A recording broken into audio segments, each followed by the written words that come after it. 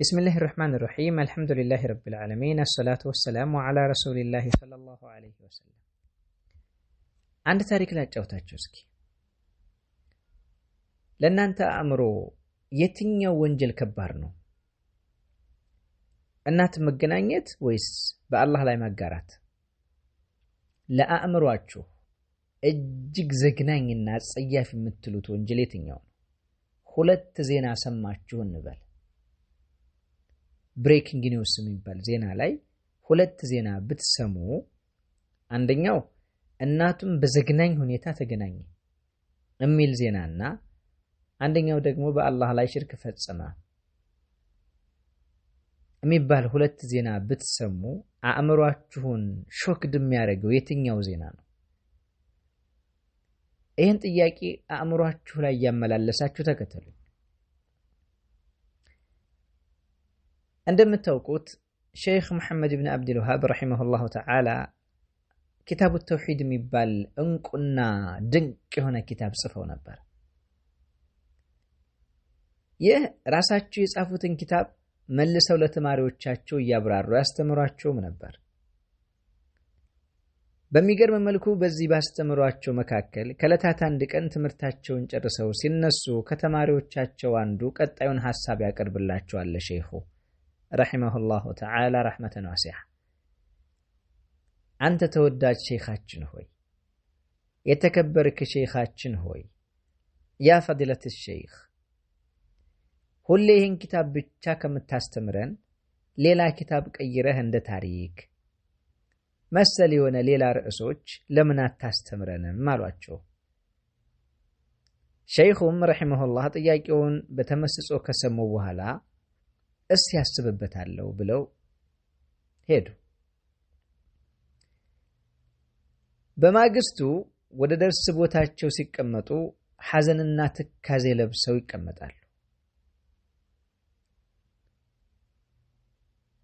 ለተማሪዎቻቸውም ዛሬ አንድ እጅግ በጣም የሚያሳዝን ወሬ ሰማሁኝ አሏቸው ምንድነው ብለው ሰዎቹ ተማሪዎቹ በጉጉት እየጠበቁ ሳለ አንድ ጎረቤታችን አዲስ ቤት ሰርቶ ሲገባበት ለጅኒዎች እንዳይደርሱብኝ ብሎ ጅኒዎች አደጋ እንዳይደርሱብኝ ብሎ በመፍራት ዶሮ አረደላቸው ለጅኖቹ የሚል ዜና አሰማሁኝ አሏቸው ለተማሪዎቻቸው ከዚያም ቀጥለው ሼኹ ወሬው ግን እውነት ይሁን ውሸት አልተረጋገጠምና የሚያጣራ ሰው ልክ ያለሁኝ ብለው ንግግራቸውን ቋጩ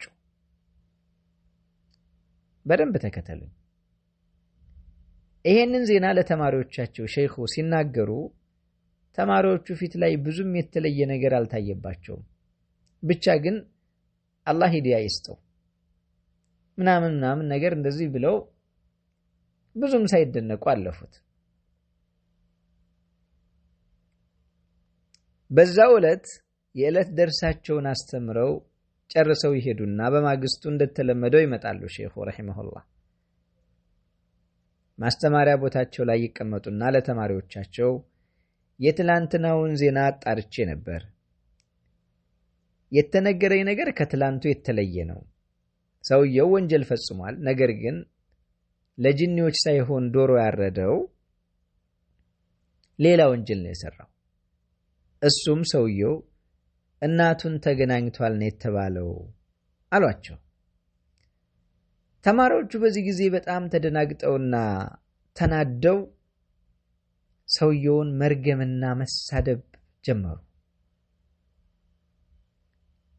ከዚህም አልፈው ከርግማትና ከስድብ አልፈው ይህ ሰው ሊቀጣና እርምጃ ሊወሰድበት ይገባል እያሉ ሰውየውን ማነወራቸውን ቀጠሉ ሼኹ ረሂመሁላህ የዋዛን ነበሩም ጠቢብ ናቸውና የተማሪዎቻቸውን ሁኔታ ከታዘቡ በኋላ ጉዳያችሁ እጅግ በጣም ይገርማል ሁኔታችሁ በጣም ያሳዝናል አሉ ከታላላቅ ወንጀሎች አንድ ወንጀል በሰራ ሰው ላይ ቁጣችሁና ተቃውማችሁ ይህን ያክል በረታ ወንጀሉ ግን ታላቅ የሆነ ወንጀል ቢሆንም እንኳን ከእስልምና የሚያስወጣ ነገር አልነበረም ነገር ግን በአላህ ላይ እንዳሻረከ በነገርኳችሁ ጊዜ ከእስልምና የሚያስወጣው ትልቅ የሆነ ወንጀል ከመሆኑ ጋር ይህን ያክል ስትቃወሙ አላየኋችሁም ሲሏቸው ተማሪዎቹ ጸጥ ረጭ አሉ በድንጋጤ። ሸይኹ አንደኛውን ተማሪያቸውን በመጠቆም ተነሲድና ኪታቡ ተውሂድን አምጣልን፣ ገና ከአዲስ ጀምረን እንማረዋለን አሏቸው።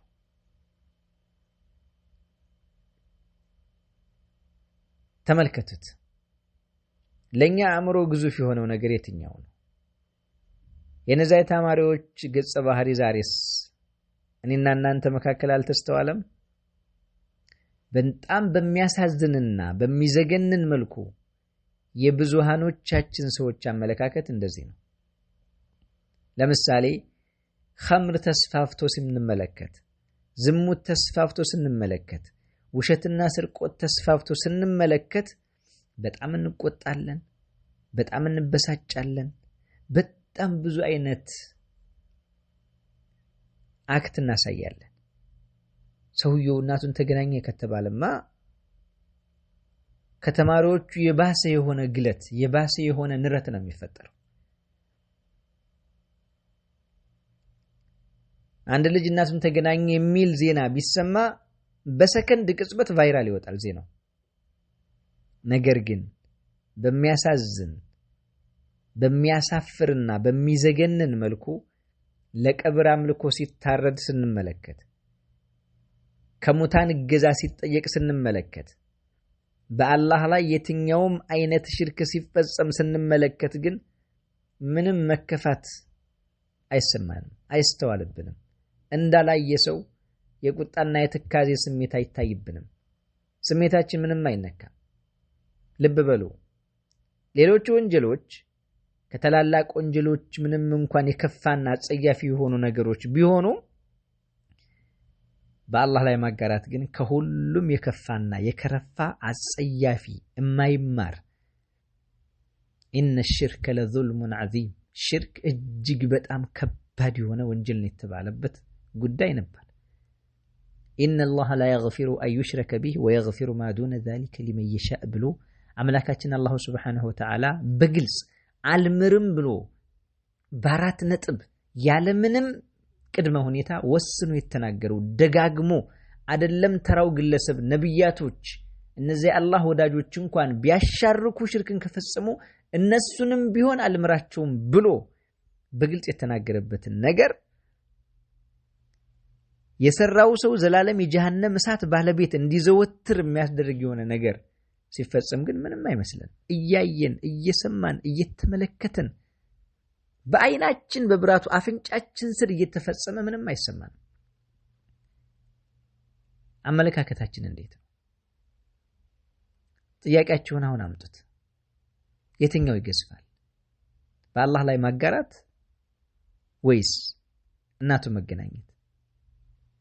የትኛው ነው እናንተ አእምሮ ዘንድ ዘግናኙና ከባዱ የሆነ ወንጀል? አእምሮአችን ምንድነው የሚለን?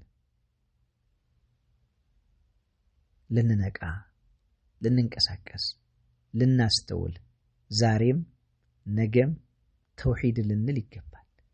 ማህበረሰባችን ገና ነው፣ አልነቃም፣ ቅዠት ውስጥ ነው ያለው። አሁንም ቀብር አምልኮ አለ፣ አሁንም የድንጋይ አምልኮ አለ፣ አሁንም የሽርክ አምልኮ አለ።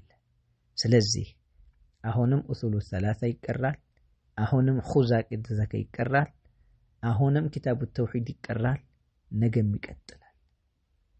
ፈርስት ተውሂድ በእንግሊዘኛ፣ አተውሂዱ አወለን በአረበኛ፣ ቅድሚያ ለተውሂድ በአማርኛ ማለታችንን ለሰከንድ ታክል ልናቆመውና ልናቋርጠው አይገባም። ምክንያቱም የማህበረሰባችን አስተሳሰብ በአላህ ላይ ከማጋራት የበለጠ ማህበረሰባችን ዘንድ እናቱን መገናኘት ዘግናኝ የሆነ ወንጀል ስለሆነ اللهم أرنا الحق حقا وارزقنا اتباعه وأرنا الباطل باطلا وارزقنا اجتنابه እያልኩ ንግግሬን እቋጫለሁ። ወሰላሙ አለይኩም ወራህመቱላሂ ወበረካቱ።